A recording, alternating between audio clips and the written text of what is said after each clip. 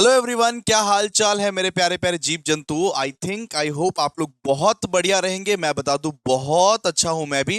दोस्तों, हम लोगों ने माइक्रो इकोनॉमिक्स का महा मैराथन स्टार्ट किया था, जहां पे अपने लोग ने अभी तक बेसिक कंसेप्ट खत्म कर दिया, डिमांड खत्म कर दिया, सप्लाई खत्म कर दिया। और आज होने वाला है डे 4। आज अपने होने वाला है डे 4, जहां पे अपने लोग करने वाले theory of consumer behaviour. Another very important chapter for your exams guys. बहुत ज्यादा इंपॉर्टेंट चैप्टर है, इसको बहुत बढ़िया तरीके से, अच्छे तरीके से मैं समझाऊंगा। जैसे मैंने आप सबको डिमांड हंसा हंसा के समझाया, सप्लाई हंसा हंसा के समझाया, बेसिक कंसेप्ट हंसा हंसा के समझाया, वैसे ही आप लोगों को मैं थियरी ऑफ कंज्यूमर बिहेवियर भी बहुत बढ़िया तरीके से मैं समझाने की कोशिश करूंगा। सबसे पहले तो दोस्त, लाइक कर दो। आपका लाइक मेरे लिए बहुत ज्यादा मैटर करता है दोस्तों। लाइक करोगे, कमेंट करोगे, शेयर करोगे, जितना ज्यादा आप कमेंट करोगे ना, उतना जल्दी वीडियो आएगा। वीडियो इतना लेट क्यों आता है पता है? आप लोग लाइक नहीं करते, कमेंट नहीं करते, मोटिवेट नहीं करते। जितना अच्छा लाइक करोगे, कमेंट करोगे, शेयर करोगे अपने सारे दोस्तों में, उतना वीडियोस बहुत जल्दी जल्दी आएगा। और आपको भी पता है कि अभिषेक भैया कितना अच्छा पढ़ाते हैं। आप लोगों को टॉप करवा दूंगा मैं भाई। बिलीव करके तो देखो एक बार, ठीक है? जो लोग भी सबसे पहली पहली बार देख रहे हैं, जो लोग भी हमारा ये मैराथन एकदम पहली बार देख रहे हैं, तो देख भाई, हमने माइक्रो इकोनॉमिक्स सेम 1 का मैराथन ऑलरेडी बहुत सारे चैप्टर्स का रिकॉर्ड कर दिया है। आप लोग काइंडली प्लेलिस्ट फॉलो कीजिए, प्लेलिस्ट, हमारा प्लेलिस्ट फॉलो कीजिए। और अगर आपको भी ये संजीवनी बूटी सजेशन चाहिए, अरे चाहिए ना संजीवनी बूटी सजेशन, अगर आपको भी ये संजीवनी बूटी सजेशन चाहिए, तो हमारा वो टेलीग्राम ग्रुप है एक तो, जिसका लिंक आपको डिस्क्रिप्शन में मिल जाएगा। चुपचाप उसमें ज्वाइन हो जाना। 27-28 हजार लोग ज्वाइन होकर रखे हमारा वो टेलीग्राम ग्रुप, ज्वाइन हो जाना। आराम से आप लोग बहुत बढ़िया स्कोर कर लोगे दोस्तों, मेरा वादा है, मेरा गारंटी है। ठीक है, चलो स्टार्ट करते हैं फिर। स्टार्ट करते हैं theory of consumer behaviour. Theory of consumer behaviour में बहुत सारे क्वेश्चंस है, लेकिन इसका कंसेप्ट आपको सिखाना पड़ेगा। आपको डायरेक्ट क्वेश्चन से पढ़ाऊंगा ना, आपको कुछ समझ में नहीं आएगा, दिमाग में कुछ भी नहीं आएगा दोस्तों, कंसेप्ट सिखाना पड़ेगा। तो आप लोग एक कॉपी निकाल लो मेरे प्यारे प्यारे बच्चों। आप लोग एक प्लीज कॉपी निकाल लो, अच्छे से कंसेप्ट सीख लेते हैं। बाकी आंसर्स तो अपने से तुम बना के लिख लोगे। कंसेप्चुअल अंडरस्टैंडिंग चाहिए आप लोगों को, ठीक है? तो देखिए, आपका थियरी ऑफ कंज्यूमर बिहेवियर में आपके सिलेबस में हमारे को दो थियरीज पढ़ना है। मतलब थियरी ऑफ कंज्यूमर बिहेवियर में हमारे सिलेबस में आपको दो थियरीज पढ़ना है। एक तो law of diminishing marginal utility, और दूसरा इंडिफरेंस कर्व एनालिसिस। हमको थियरी ऑफ कंज्यूमर बिहेवियर में बेटा जी दो थियरी पढ़ना है, एक law of diminishing marginal utility और एक इंडिफरेंस कर्व एनालिसिस। तो ये वीडियो का भी दो पार्ट होगा। तो पार्ट ए में अपने लोग कवर करने वाले हैं law of diminishing marginal utility, और पार्ट बी में अपने लोग कवर करेंगे इनडिफरेंस कर्व एनालिसिस। ठीक है बाबू, ठीक है, ओके। और दोस्तों, मैं ऐसा समझाऊंगा ना कि आप लोग धुरंधर बन जाओगे, आप लोग खुद खुद एक बच्चा को इकोनॉमिक्स पढ़ाओगे, वादा है। स्टार्ट करें फिर, स्टार्ट करें। तो थियरी ऑफ कंज्यूमर बिहेवियर अपने लोग स्टार्ट करते हैं। थियरी ऑफ कंज्यूमर बिहेवियर अपने लोग स्टार्ट करते हैं। अब बैठ के देखो, एक नोटबुक ले लो और बैठ के देखो मैं क्या बोल रहा हूं। जो बोल रहा हूं वो लॉजिकली आप लोग समझो, लॉजिकली समझाऊंगा, रियल लाइफ एग्जांपल देके। सुनो, जैसे कि मैंने आप लोगों को बोला था कि ह्यूमन वांट्स जो होता है बेटा, ह्यूमन वांट्स वो अनलिमिटेड होता है। मैंने आपको बोला था कि नहीं बोला था, बताइए?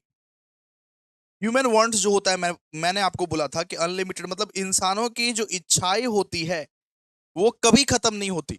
आपको रोटी कपड़ा मकान मिल जाएगा, फिर भी आप इच्छा करते रहोगे, करते रहोगे, करते रहोगे। कितना भी कुछ आपके पास हो जाए, फिर भी आपकी इच्छाएं कभी खत्म नहीं होती। ह्यूमन वांट्स आर अनलिमिटेड, आपको बोला था ना। और मैंने ये भी बोला था कि ह्यूमन वांट्स आर अनलिमिटेड, लेकिन रिसोर्सेस जो है आपके पास बेटा, रिसोर्सेस रिसोर्सेस तो बेटा लिमिटेड है। मतलब आपकी इच्छाएं कभी खत्म नहीं होगी, आपकी इच्छाएं बेटा अनलिमिटेड है। बहुत सारी इच्छाएं, रोटी कपड़ा मकान मिल जाए तो खिलौना का डिमांड करोगे, ट्राइपॉड का डिमांड करो, इंस्टाग्राम, फेसबुक, एप्पल, हर एक चीज का तुम डिमांड करते रहो। तो तुम्हारा जो डिमांड है बेटा वो अनलिमिटेड है। लेकिन रिसोर्सेस लिमिटेड है तुम्हारे पास, रिसोर्सेस तुम्हारे पास लिमिटेड है ना। क्या सबको सब कुछ मिल जाता है? आप ही बताओ ना, आप ही बताओ। नहीं मिलता है सबको सब कुछ, रिसोर्सेस आपके पास लिमिटेड है। तो इसका मतलब अगर मैं इंटरप्रेट करना चाहूं बेटा, इसका मतलब मैं क्या कहना चाहूंगा कि नॉट ऑल ह्यूमन वांट्स, आप लोग भी नोट करो, not all human wants can be satisfied. इसका सीधा सा मतलब क्या है बेटा? इसका सीधा सा मतलब यह है कि सारी की सारी इच्छाएं आपकी सेटिस्फाई नहीं हो सकती। आप चाहे अंबानी ही क्यों ना हो, अंबानी भी जो सोचता होगा, जो इच्छा करता होगा, सारी की सारी इच्छाएं किसी की भी पूरी नहीं हो सकती। अपने इंडिया में या पूरा का पूरा वर्ल्ड में ही देख लो, पूरा का पूरा दुनिया में ह्यूमन वांट्स तो भैया अनलिमिटेड है। आपकी, हमारी, हम सबकी इच्छा तो अनलिमिटेड है, कुछ भी मिल जाए, चाहे कुछ भी मिल जाए, फिर भी हम लोग दूसरा गुड्स का डिमांड करने के बारे में सोचेंगे ही। लेकिन रिसोर्सेस लिमिटेड है। इसका मतलब क्या है कि आपके हर एक इच्छा पूरा नहीं हो सकता, आपका हर एक इच्छा पूरा नहीं हो सकता, सो सॉरी, आपका हर एक इच्छा, आपका हर एक वांट पूरा नहीं हो सकता। ठीक है, तो आपके मन में इसी बात पे एक क्वेश्चन अराइज होगा, आपके मन में बेटा इसी बात पे एक क्वेश्चन अराइज होगा कि सर आप ज्ञान देते हो कि ह्यूमन वांट्स अनलिमिटेड है, रिसोर्सेस लिमिटेड है, हमारी सारी इच्छाएं पूरी नहीं हो सकती। तो सर बताइए कि कौन सा सामान हम लोग खरीदे जो हमारी इच्छा को सेटिस्फाई कर पाए? विच गुड्स और which product a consumer will demand? एक कस्टमर को फिर कौन सा सामान खरीदना चाहिए जो उसका इच्छा को सेटिस्फाई कर दे? आपके मन में ये प्रश्न आएगा ना कि सर आप बहुत बड़ा बड़ा ज्ञान देते हो। सुनिए ना, आपने मेरे को बोला कि सर आप बहुत बड़ा बड़ा ज्ञान देते हो, आप बोलते हो ह्यूमन वांट्स अनलिमिटेड है, रिसोर्सेस लिमिटेड है, सारी की सारी ह्यूमन वांट्स ये सेटिस्फाई नहीं हो सकती, सारी की सारी इच्छा सेटिस्फाई नहीं हो सकती। तो हमको कौन सा गुड्स, हमको कौन सा प्रोडक्ट और सर्विसेज खरीदना चाहिए सर? हमारे लिए क्या चीज बेहतर है? बिकॉज हम तो सब कुछ नहीं खरीद सकते। आप ये बताइए हमको कौन सा प्रोडक्ट और सर्विसेज खरीदना चाहिए? तो आपके मन में ये सवाल आता है कि विच प्रोडक्ट और which goods a customer will demand, a customer will demand, कौन सा सामान कस्टमर खरीदेगा एक्चुअली में? ठीक है, आप मुझसे पूछते हो तो मैं भी आपको बताता हूं कि वो कस्टमर वही खरीदेगा, वो कस्टमर वही खरीदेगा जिसमें वांट सेटिस्फाइंग पावर रहेगा। आपने हमसे पूछा ना कि सर ह्यूमन वांट्स अनलिमिटेड है, रिसोर्सेस लिमिटेड है, ये सब बड़ा बड़ा ज्ञान तो आप दे दिए सर। मुझे ये भी पता है कि ऑल ह्यूमन वांट सेटिस्फाई नहीं हो सकता। ये बताइए सर कि कौन से प्रोडक्ट, कौन से गुड्स कस्टमर डिमांड करेंगे? मैंने आपको बोला कि वो डिमांड करेंगे, कस्टमर वही गुड्स डिमांड करेंगे जो उनके वांट को सेटिस्फाई कर सके, जिसमें वांट सेटिस्फाइंग पावर है। जैसे मुझे मान लीजिए प्यास लगा है, जैसे मुझे प्यास लगा है, मैं फोन मांगूंगा क्या उस वक्त में? मान लीजिए कि मुझे प्यास लगा है, मैं फोन मांगूंगा क्या उस वक्त में? नहीं ना। मैं पानी मांगूंगा ना उस वक्त में। तो उस वक्त के लिए मेरे को क्या चाहिए वो मैटर करता है बेटा। मान लीजिए मुझे फोन का रिक्वायरमेंट है, तो क्या मैं चार्जर मांगूंगा कि क्या उस वक्त में? मेरे को मान लीजिए फोन का रिक्वायरमेंट है, तो एक चार्जर मेरा वांट को सेटिस्फाई कर सकता है क्या? नहीं। तो मैं वही गुड्स का डिमांड करूंगा जो मेरा वांट को, जो मेरा भूख को मिटा सके, जो मेरा वांट को सेटिस्फाई कर सके। मैं इस वक्त में वही चीज का डिमांड करूंगा जो मेरा भूख को मिटा सके। मुझे पता है कि मैं सारी की सारी सामान नहीं खरीद सकता, लेकिन वह वो सामान खरीदूंगा जो मेरे लिए अर्जेंट है, जो मेरे लिए अर्जेंट है। जैसे फोन का अभी आप लोगों को जरूरत है तो फोन खरीदोगे, लैपटॉप नहीं खरीदने जाओगे। ठीक है, लेक्चर तो फोन में भी देख सकते हैं, लैपटॉप में भी देख सकते हैं, लेकिन बहुत सारे बच्चों के मम्मी पापा गरीब होते हैं, बोलते हैं बेटा फोन से देख लो ना, फोन से चला लो ना। तो वही चीज खरीदूंगा जो मेरा बहुत ज्यादा जरूरी है। अगर मेरे को फोन चाहिए तो मैं माइक नहीं खरीदने जाऊंगा। अगर मेरे को प्यास लगा है तो फोन नहीं खरीदने जाऊंगा, पानी खरीदूंगा। पहले पहले वो खरीदो जिसकी जरूरत ज्यादा है। इस ऐसे कस्टमर सिलेक्ट करते हैं कि मुझे पता है कि रिसोर्सेस लिमिटेड है, लेकिन वो सामान खरीदो जिसका डिमांड ज्यादा है। ठीक है, क्लियर है? तो लिखिए इसका सोल्यूशन, इसका इसका सोल्यूशन हमने दे दिया। He will demand those goods and services, he will demand those goods and services which have want satisfying power। मतलब मुझे पता है कि वांट्स अनलिमिटेड है, रिसोर्सेस लिमिटेड है, तो कौन सा चीज डिमांड करना चाहिए? तो वो चीज डिमांड करो जिसमें वांट सेटिस्फाइंग पावर हो। जो तुम्हारे वांट को सेटिस्फाई कर सके, जो मेरी भूख को मिटा सके। अगर मुझे अभी प्यास लगा है तो मैं फोन का डिमांड करूंगा क्या, कि पापा पापा फोन दिला दो। अरे पहले पानी तो खरीद, पहले प्यास को मिटा। अगर मुझे फोन का रिक्वायरमेंट है तो मैं क्या अभी लैपटॉप खरीदूंगा क्या? तो जो अर्जेंट है आपके लिए वो खरीदो ना, वो पहले खरीदो ना। तो he will demand those goods and services which have want satisfying power, want satisfying power. और इसको ही हम लोग बोलते हैं दोस्तों यूटिलिटी, इसको बोलते हैं यूटिलिटी। आज तक आपके टीचर्स 11 12th में आपको पढ़ा पढ़ा के थक गए, यूटिलिटी क्या होता है, यूटिलिटी क्या होता है। समझे आप? नहीं समझे। लेकिन इस चीज को ही बोलते हैं यूटिलिटी। जो गुड्स जो सर्विसेज आपके वांट को सेटिस्फाई कर दे उसको हम लोग बोलते हैं दोस्तों यूटिलिटी। समझिए आप? अगर मुझे प्यास लगी है तो ये पानी जो पी लूंगा मैं, वो मेरे लिए बेटा यूटिलिटी है, क्योंकि ये पानी मेरा वांट को सेटिस्फाई कर देगा, मेरी भूख को मिटा देगा, मेरा प्यास को मिटा देगा। अगर मुझे फोन लेने का इच्छा है तो ये फोन जो ले लूंगा तो ये है मेरा यूटिलिटी भाई। जो चीज का दरकार है वो चीज जो मेरा पूरा हो जाता है, सेटिस्फाई हो जाता हूं मैं, उस चीज को बोलते हैं यूटिलिटी। ठीक है? ठीक है। अगर कोई भी गुड्स एंड सर्विसेज खरीदते हो जिससे आपका वांट सेटिस्फाई हो जाता है, जिससे आपका वांट जो है बेटा वो सेटिस्फाई हो जाता है, उसको अपने लोग क्या बोलते हैं? Utility, utility, utility. अच्छा, तो आप अभी हमको बताओगे, जहां पर भी बैठे हो, घर में बैठे हो, छत पर बैठे हो, जहन्नुम में बैठे हो, जहां पर भी बैठे हो, आप अभी हमको बताओगे हम जो क्वेश्चंस पूछेंगे। या तो आप या तो आप कमेंट कमेंट सेक्शन बताओ, नो यस, आप लोग प्लीज बताओ। ठीक है? और मजा आ रहा है ना? लाइक कर दो, शेयर कर दो। क्या utility is equals to satisfaction होता है? दोस्तों, आपको बचपन से क्लास 11 12 से बहुत सारे टीचर्स पढ़ाए होंगे कि utility is equals to satisfaction. जो गुड्स आपको सेटिस्फाई कर देता है उसको आप लोग क्या यूटिलिटी बोलते हो? बचपन से आप लोग तो यही सीखे हो ना कि क्या यूटिलिटी सेटिस्फैक्शन के बराबर होता है क्या? मैं बोलूंगा नहीं, मैं बोलूंगा नहीं, आप गलत सीखे हो, आप गलत सीखे हो। टीचर चेंज कर, टीचर चेंज कर। Utility is not equals to satisfaction. क्यों भैया, क्यों? अरे क्यों गलत पढ़ा रहे हो आप भैया? Utility is equals to satisfaction हमने पढ़ा है। देख, ये पानी का बोतल है, सुन, ये पानी का बोतल है, ठीक है? अब मैं एंटिसिपेट कर रहा हूं, मैं एक्सपेक्ट कर रहा हूं कि इसमें पानी ही है, ये पानी मेरी प्यास को बुझाएगा। मैं इसको देख रहा हूं, मैं इसको देख रहा हूं और एंटिसिपेट कर रहा हूं कि ये पानी मेरे प्यास को बुझाएगा। ठीक है? ये पानी का बोतल मान ले कि पड़ा हुआ है, मेरे को बहुत प्यास लगा है। ये पानी का बोतल को देख के मैं एंटिसिपेट एक्सपेक्ट कर रहा हूं कि ये मेरी प्यास को बुझाएगा, ये मेरी प्यास को बुझाएगा। तो मैं खोल के ऐसे करके पिया, खोल कैसे करके पिया। आ! बहुत झाल लागছে, झाल लागছে, झाल लागছে। इसमें पता नहीं झाल वाटर किसने दे दिया। भाई मैंने एक्सपेक्ट किया था कि ये पानी मेरे को सेटिस्फाई करेगा, लेकिन सेटिस्फाई नहीं कर पाया, मेरी उम्मीदों पे खरा नहीं हो पाया। तो कौन बोलता है utility is equals to satisfaction?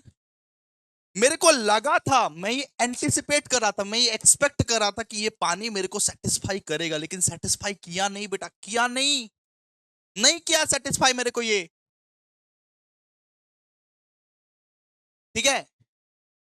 तो utility is not equals to satisfaction. ठीक है? तो सर, यूटिलिटी अगर सेटिस्फैक्शन नहीं है, आप तो उल्टा पुल्टा बोल रहे हो, लेकिन यूटिलिटी अगर मान लीजिए सेटिस्फैक्शन नहीं है तो इसका मतलब यूटिलिटी फिर यूजफुलनेस होगा। यूटिलिटी यूटिलिटी को लेने से, कंज्यूम करने से बेनिफिट होता होगा। ठीक है?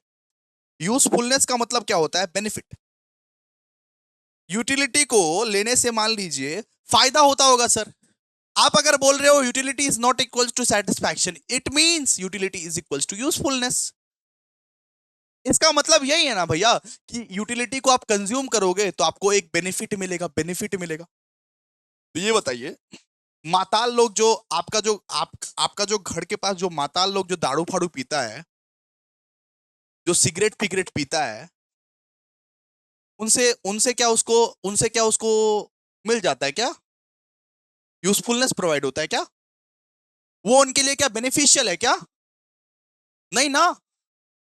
बहुत जन का जो शराबी वराबी जो लोग होता है, वो लोग तो शराब पी के, वो लोग तो दारू वारू पी के उन लोगों का वांट सेटिस्फाई होता है। शराबी लोगों का तो वांट सेटिस्फाई दारू पी के ही होता है। लेकिन क्या उस उनके लिए बेनिफिशियल है शराब? यस कि नो, बताओ जल्दी बोलो। एक शराबी के लिए क्या शराब बेनिफिशियल है? क्या सिगरेट बेनिफिशियल है? नहीं है, नहीं है। तो utility is also not equals to usefulness. गलत पढ़े हो आप। Utility is not equals to usefulness. Utility को ये कंज्यूम करने से ऐसा जरूरी नहीं है, ऐसा जरूरी नहीं है कि आप खाली बेनिफिट ही होगा, खाली खाली खाली बेनिफिट ही होगा। क्योंकि अगर वांट सेटिस्फाइंग पावर का अगर बात करेगा, तो आप लोग तो सिगरेट भी पीते हो, आप लोग तो दारू भी पीते हो। सिगरेट और दारू अगर कोई पीता है तो वो उसके लिए बेनिफिशियल है क्या? तो ये ज्ञान मत देना कि यूटिलिटी को कंज्यूम करने से हमेशा हमको बेनिफिट ही होता है, हमेशा हमको बेनिफिट ही होता है ना। भूल कंसेप्ट तुम्हारा। अब आप लोग थक गए कि भैया को क्या बोले, भैया को क्या बोले, भैया को क्या बोले। तो हम बोले कि आप लोग फिर बोले कि अच्छा, खुशी मिलता होगा भैया, खुशी। यूटिलिटी को कंज्यूम करके खुशी मिलता होगा।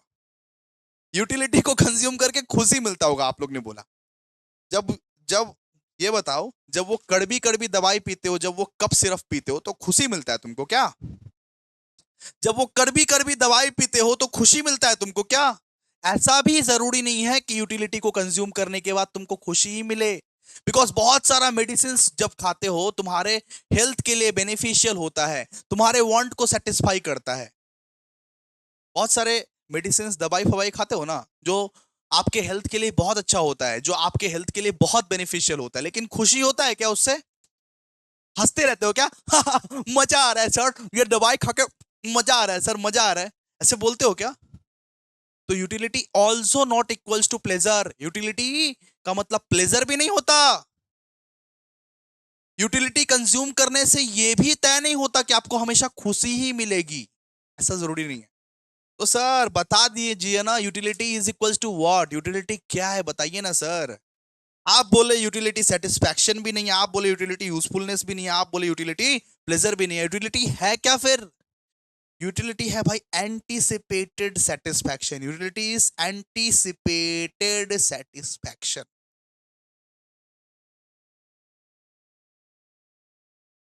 मतलब मैंने ये बोतल का पानी देख के एंटीसिपेट किया, मैंने उम्मीद रखा कि ये मेरा प्यास को बुझाएगा।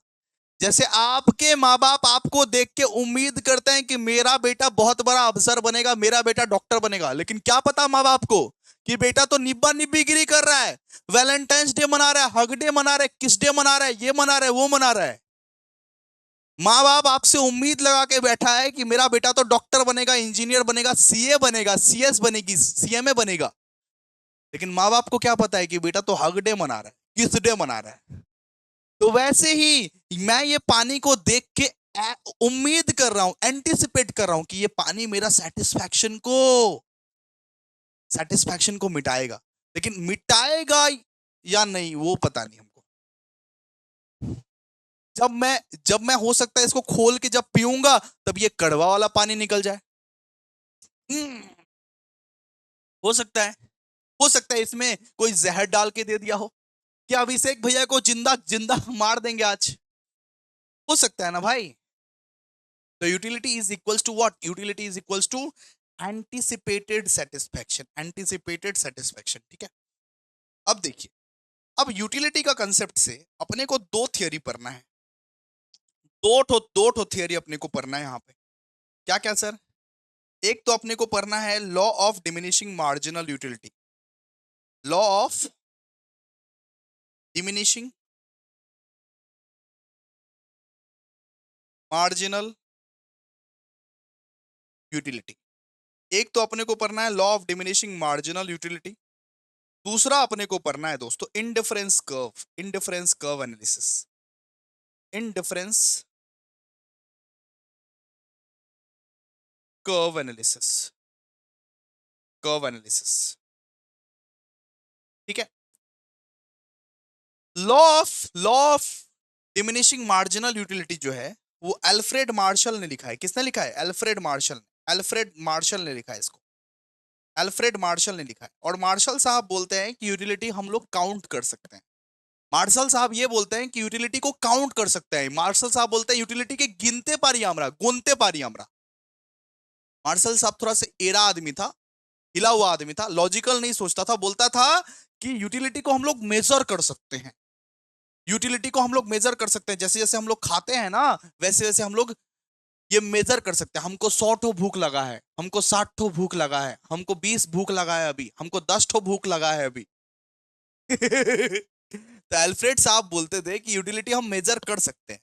तो मेजर कर सकते हैं ना, इसका मतलब क्या होता है, ये कार्डिनल अप्रोच है, कार्डिनल अप्रोच।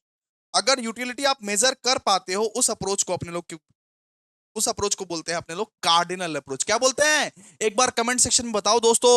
कमेंट सेक्शन में बोलो राधे राधे, बोलो जल्दी बोलो, कार्डिनल अप्रोच। और इंडिफरेंस कर्व एनालिसिस दिया है दोस्तों हिक्स एंड एलन ने। किसने किसने सर? हिक्स एंड एलन ने दिया, हिक्स एंड एलन ने, हिक्स एंड एलन ने इंडिफरेंस कर्व एनालिसिस दिया। ये ऐसा बोलता है, ये बोलता है भाई लॉजिकली सोच, ए मार्शल, ए एड़ा, ए पगला। हिक्स एंड एलन जो है ये मार्शल को एकदम एड़ा, ए पगला ऐसे करके बोलता है। बोलता है कि यूटिलिटी को हम लोग माप नहीं सकते, थोड़ा लॉजिकल सोच, यूटिलिटी मेजर नहीं किया जा सकता, यूटिलिटी मेजर हो ही नहीं सकता। इसीलिए इन्होंने लाया ordinal approach, ordinal approach, ordinal, ordinal approach. ठीक है। तो law of diminishing marginal utility में अल्फ्रेड मार्शल बोलता है कि utility can be measured, utility को मेजर कर सकते हैं, यूटिलिटी कैन बी मेजर्ड। और ये बोलता है ऑर्डिनल अप्रोच का मतलब क्या होता है, utility can not be measured. Hicks and Allen थोड़ा सा लॉजिकली सोचा, बोला ए रा मार्शल, ए पगला मार्शल क्या बोलता है, यूटिलिटी को हम लोग मेजर कर ही नहीं सकते। Utility, utility, utility can not be major.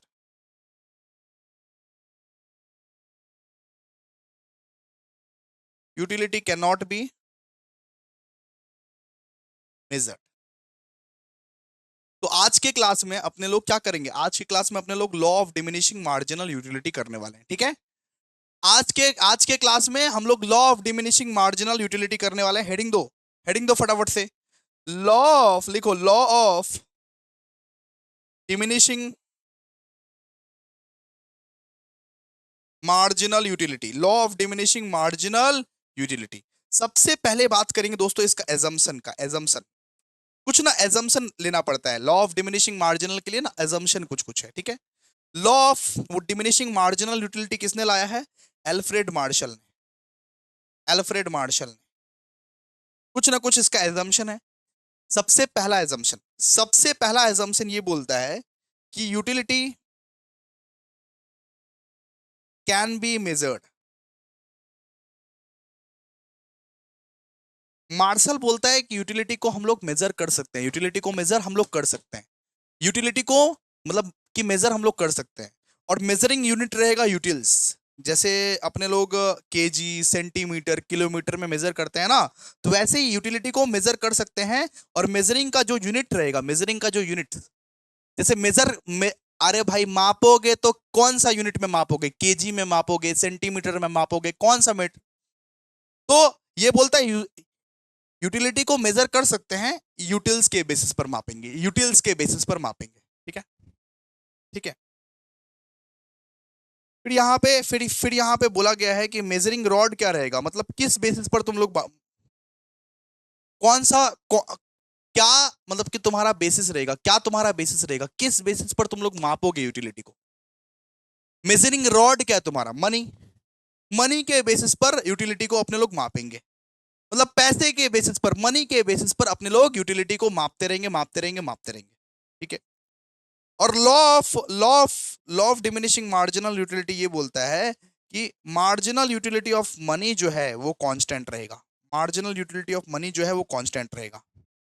मतलब ये बोलता है कि मनी चेंज नहीं होगा, मनी मतलब 50 रुपए का 50 रुपए ही रहेगा। मतलब 50 रुपए में तुम कितना खाना खा सकते हो। ठीक है। क्लियर है। मतलब कि मनी जो है, मनी का जो मार्जिनल यूटिलिटी है वो चेंज नहीं होगा। मनी का जो मार्जिनल यूटिलिटी है वो चेंज नहीं होगा। आगे आगे देखिए ना, समझाते हैं आप लोग को। फिर फोर यहां पे बोला है कि टोटल यूटिलिटी जो है, टोटल यूटिलिटी वो कैसे निकालेंगे अपने लोग। फोर में बोला है कि टोटल यूटिलिटी अगर तुम लोग को निकालना रहे तो मार्जिनल यूटिलिटी को प्लस करते जाना, ऐड करते जाना। अगर तुमको टीयू निकालना रहे तो एमयू को ऐड करते जाना, ऐड करते जाना। तो total utility is equals to addition of marginal utility, addition of marginal utility. ठीक है। फॉर्मूला क्या है इसका, फॉर्मूला देखो, फॉर्मूला है समेशन ऑफ एमयू। ऐसे करके लिख सकते हो कि TU is equals to summation of MU. मतलब अगर आपको टोटल यूटिलिटी निकालना है तो एमयू को ऐड करते रहो, ऐड करते रहो, ऐड करते रहो। अभी एक चार्ट की मदद से समझा देंगे, रुको ना तुम, रुको, लिख के रखो तुम लोग, लिख के रखो।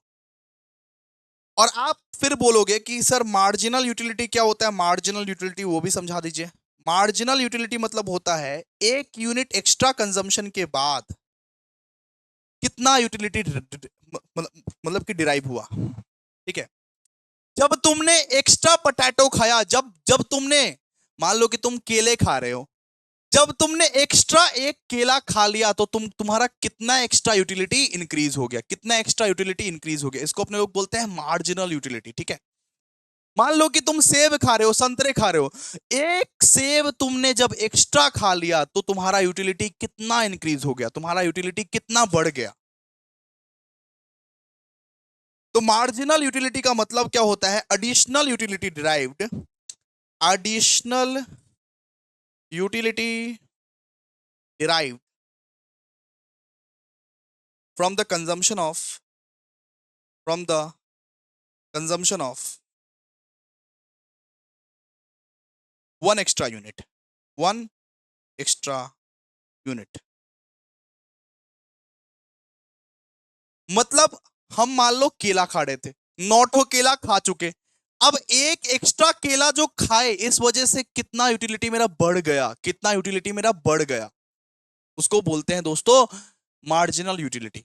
मेरा मान लो कि 50, मान लो कि मैं अभी तक 9 केला खा चुका हूं, 50 तो यूटिलिटी था, 50 यूटिलिटी था। ठीक है, 9 केला खा चुका हूं, 50 यूटिलिटी था। अब 10वां केला जो खाया, मेरा यूटिलिटी हो गया बेटा 60। मतलब यहां पे 10 बढ़ गया ना यूटिलिटी, अरे 10 बढ़ गया ना यूटिलिटी, उसको ही बोलते हैं मार्जिनल यूटिलिटी। ठीक है। जब 9 केला खाया था तो 50 यूटिलिटी था, अब 10 केला जब खाया तो 60 यूटिलिटी हो गया टोटल। तो 10 यहां पे बढ़ गया ना, तो 10 यूटिलिटी जो बढ़ा उसको अपने लोग क्या बोलते हैं, मार्जिनल यूटिलिटी। ठीक है। इसका इसका फॉर्मूला क्या है सर, इसका फॉर्मूला है कि TU of current stage minus TU of previous stage. मतलब कि total utility of current stage और total utility of previous stage अगर करोगे तो आपका आ जाएगा मार्जिनल यूटिलिटी। इसका फॉर्मूला है TU n minus TU n minus 1। अभी आपको समझ नहीं आएगा जब तक चार्ट में नहीं बनाऊंगा, नहीं समझ में आएगा बेटा, चिंता मत कर।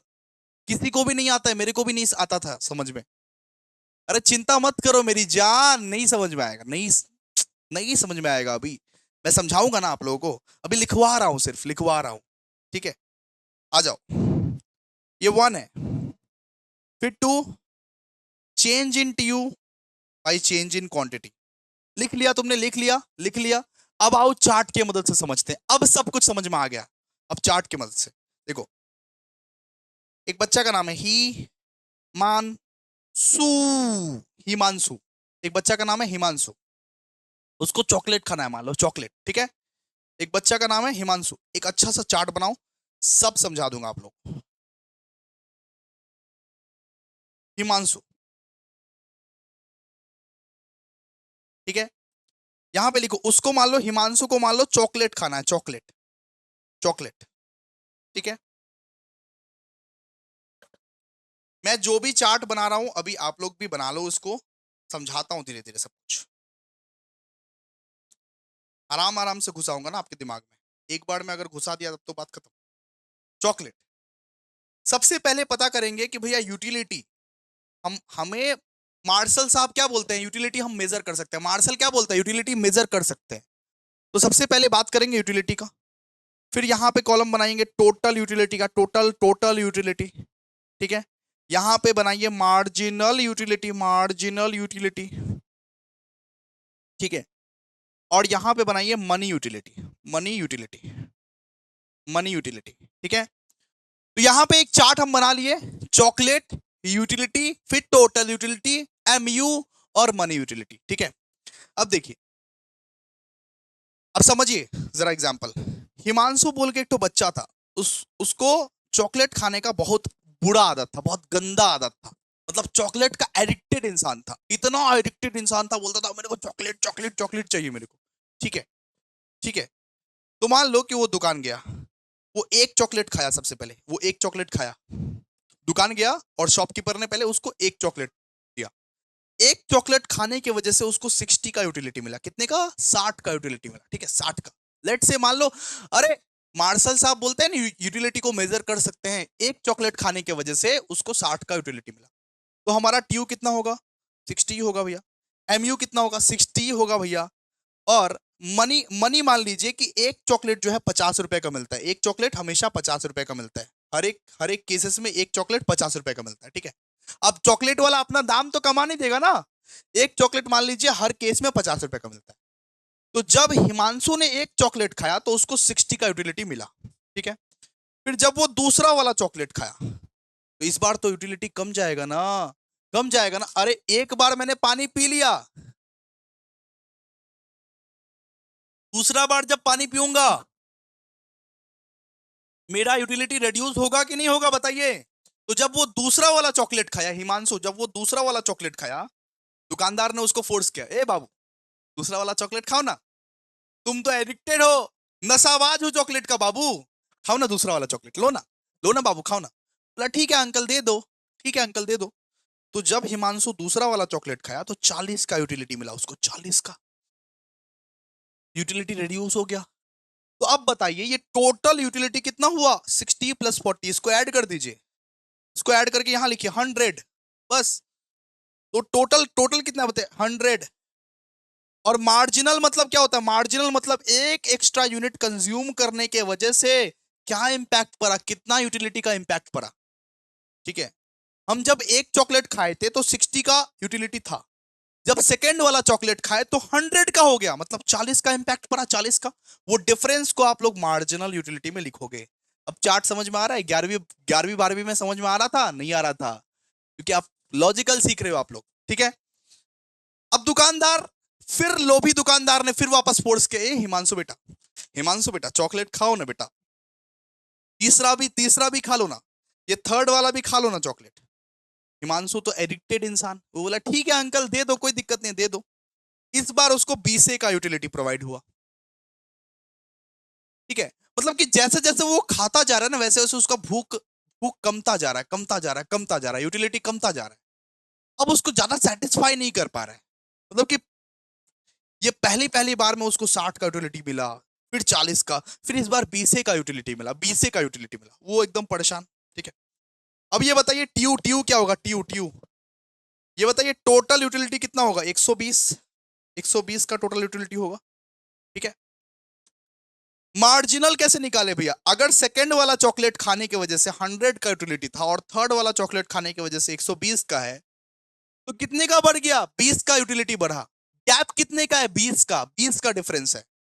मतलब सेकंड वाला जब चॉकलेट खाए थे तो 100 का था और थर्ड वाला जब खाए तो 120 का हो गया, 20 का गैप। तो 20 क्या आपका मार्जिनल यूटिलिटी, ठीक है। अब दुकानदार और भी लोभी लालची इंसान, वो बोला ए हिमांशु इतना इतना सारा चॉकलेट खा लिया, वो चौथा वाला चॉकलेट नहीं खाएगा, खाओ ना बेटा, खाओ ना, चौथा वाला भी चॉकलेट खाओ ना। वो हिमांशु नहीं खाना चाहता था बेचारा, वो बच्चा बोल रहा था नहीं अंकल नहीं खाऊंगा, बहुत खा लिया अंकल, ऑलरेडी 3-3 चॉकलेट खा लिए अंकल, अब कितना खाऊं, अब नहीं खाऊंगा अंकल, प्लीज प्लीज अंकल। लेकिन दुकानदार फोर्स कर रहा था उसको, खा लो बेटा, आप तो एडिक्टिव हो ना, आप तो नशाबाज हो ना, आप बहुत नशा करते हो ना चॉकलेट का, खा लो ना बेटा हिमांशु, नहीं खाओगे, ऐसे करके दुकानदार बोलने लगा। तो बोला ठीक है अंकल दे दो, कोई बात नहीं दे दो।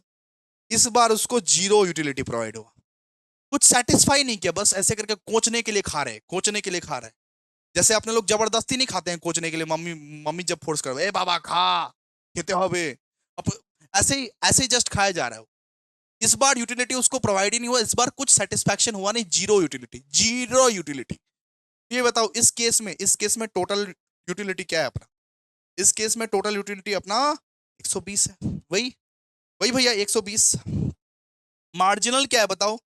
मार्जिनल इस बार जीरो। कि पिछली बार भी 120 था, इस बार भी 120 है, कुछ इंपैक्ट आया ही नहीं, जीरो, मार्जिनल यूटिलिटी जीरो। और मनी तो बेटा सेम ही है ना, अंकल तो हर बार में 50-50 रुपए करके ही लेंगे। कोई भी शॉपकीपर से चॉकलेट खाओगे तो हर बार में तो मनी यूटिलिटी तो सेम ही है, 50-50 रुपए करके ही लेंगे ना। और जब हिमांशु बेटा जब फिर वापस फोर्स किया, दुकानदार दुकानदार इतना इतना हरामी, सॉरी इतना बदमाश आदमी था, इतना इतना बदमाश आदमी था कि पांचवा चॉकलेट के लिए भी फोर्स किया। बोला कि ये बेटा तुमको खाना पड़ेगा, पांचवा चॉकलेट, लास्ट चॉकलेट बेटा, खा ले बेटा, खा ले प्लीज, खा ले प्लीज, खा ले। एक बच्चा को इतना फोर्स करना चाहिए? आप बताओ। दुकानदार ने बोला, दुकानदार थोड़ा साइको था, वो बोला बेटा पांचवा चॉकलेट भी खा लो ना प्लीज, खा लो ना बेटा, खा लो ना, तुम तो एडिक्टिव हो। तो वो बेटा रोते रोते रोते रोते हिमांशु खा रहा है, ठीक है। अब क्या हुआ, इसका यूटिलिटी इस बार निकला -10, मतलब उल्टीच आ गई उसको, खाया खाया ऐसे कर खाया, उल्टीच। हिमांशु को बेटा उल्टी आ गई। इस बार जो इसका यूटिलिटी निकला ना, -10 का यूटिलिटी निकला, -10 का, ठीक है। तो इस केस में इसका टोटल यूटिलिटी कितना हो गया जी, बताइए तो? 110। इसको आप जोड़िए ना, इसको आप जोड़िए, यूटिलिटी को जोड़िए, तो टोटल यूटिलिटी आपका कितना हो गया? 110। और एमयू इस बार रेड्यूस हो जाएगा, 120 पिछली बार आया था, 110 इस बार आया है, तो -10 का घटौती है, इस बार घटौती, -10 आ जाएगा एमयू। मार्जिनल यूटिलिटी इस बार -10 आ जाएगा। तो देख रहे हो, ठीक है। अब इसी इसी चार्ट के मदद से अपने लोग ग्राफ बनाएंगे, इसी वाले चार्ट के मदद से अपने लोग ग्राफ बनाएंगे। आपको कनेक्शन समझ में आया बेटा? इसी को बोलते हैं डिटेल्ड कंसेप्चुअल अंडरस्टैंडिंग। इसी चार्ट के मदद से अपने लोग अभी ग्राफ बनाएंगे। आइए आइए एक बार ग्राफ पे नजर आप लोग फिर आइए, ग्राफ पे आप लोग नजर फिर आइए। अब देखिए इसका कनेक्शन समझने की कोशिश करते हैं। देखिए, आप देखिए पहले टोटल यूटिलिटी, यहां पे इस ग्राफ में हम लोग टोटल यूटिलिटी का बात किए हैं और मार्जिनल यूटिलिटी का बात किए हैं, ठीक है। अब देखिए इस वाले ग्राफ में ये जो टोटल यूटिलिटी जो है, ये बढ़ रहा है कि घट रहा है बताइए? शुरुआती में बढ़ रहा है कि घट रहा है बताइए तो? शुरुआत में भैया बढ़ रहा है, शुरुआत में बहुत तेजी से बढ़ रहा है।